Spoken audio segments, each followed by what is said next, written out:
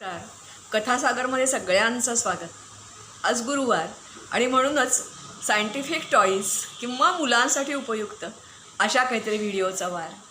आणि आज मी परत घेऊन आली आहे एक खेळणं, क्रेझी माऊस. काही जण मला विचारतात की कोणतं वर्षभराचा काही अभ्यासक्रम ठरलेला असतो का, जसं पाठ्यपुस्तक असतं ना, पहिला धडा दुसरा धडा, हे प्रकरण ते प्रकरण, तसं तुम्ही काही करता का? तर असं तर काही नाही. शक्यतो मुलांचा अभ्यासक्रम जो आहे 3री 4थी 5वी त्याचाच आम्ही आधार घेऊन सुरुवात करतो. मग मात्र जसजसं मुलांचा वर्ग कसा आहे, त्यांचं स्टँडर्ड काय आहे, ती किती ग्रास करत आहेत, त्यांना किती येत आहे किती नाही, काय आवडतं आहे काय नाही, मुलांची मागणी काय आहे ते विचारात घेतो आणि शिकवतो. उदाहरणार्थ गेल्या 2 गुरुवारपूर्वी आपण एक बघितलं होतं, एक हेलिकॉप्टर बघितलं होतं आपण 2 कागदांचं केलेलं. ते शिकवत असताना लक्षात असं आलं की मधल्या करोनाच्या काळामध्ये मुलांना सेंटीमीटर, त्याचं अंतर, ते मोजणं, खुणा करणं बरोबर जमत नाही आहे आणि तिथे मुलं गोंधळ करत आहेत. आणि म्हणून गेल्या वेळेला अतिशय सोपं चिटचॅट असा एक खेळणं शिकवलं. पुढच्या गुरुवारी ते टाकीन. ते शिकवत असताना मुलांना मजा तर आली, पण खरं तर ते ओरिगामी आहे, ते काही सायंटिफिक खेळणं नाही आहे.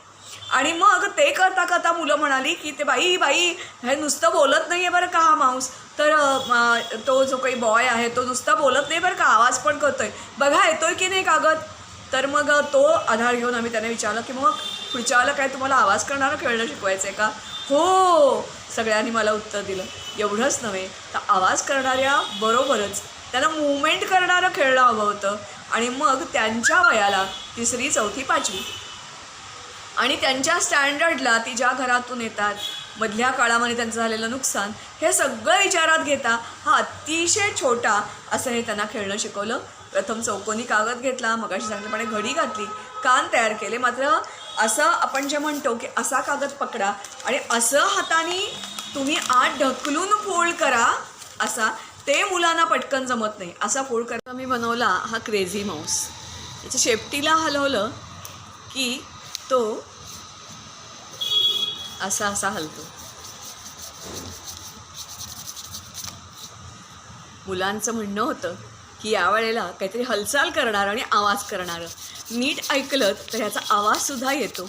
आणि ह्या खेळण्याचं नाव आहे क्रेझी माऊस. मुलं खूप एन्जॉय करतात असं हे खेळणं. ओ बहुत अच्छा लग रहा है, बहुत अच्छा लग रहा है. मस्त मस्त, व्हेरी गुड. साध्या चौकोनी कागदापासून हा बनलेला आहे. त्यासाठी हे असे डोळे आणि शेपटी आधीच बनवून घेऊन तयार ठेवली. ज्या घड्या कशा आहेत त्या नीट बघा. मध्ये माउंटन फोल्ड आहे, व्हॅली फोल्ड आहे आणि परत माउंटन फोल्ड आहे. प्रथम अर्धी घडी घालून घेतली, मग त्याचे कान असे वर केले, फक्त फोल्ड घातला आहे. मग दुसऱ्या बाजूचाही कान वर घेतला. त्याच्यानंतर अशा घड्या घालून घेतल्या, कारण मुलांना पटकन असं नुसतं आडवं धरा आणि आत दाबा हे कळत नाही, म्हणून ते आत दाबलं की हा आत भाग जातो. मग शेपटी जोडली आणि माऊस तयार झाला. माऊस आणखीन क्रेझी बनवण्यासाठी याचा रंग वेगळा वापरा, गुलाबी पिवळा जो असणार नाही तसा. डोळे निळे पिवळे काळे असे वेगवेगळे वापरा आणि शेपटीसुद्धा वेगवेगळ्या आकाराची करा. साधा एक लांब कागद घेऊन तो गुंडाळला रिफिलला की शेपटी तयार होते. प्रयत्न करून बघा, नक्की जमेल. ओ बहुत अच्छा लग रहा है. गुड.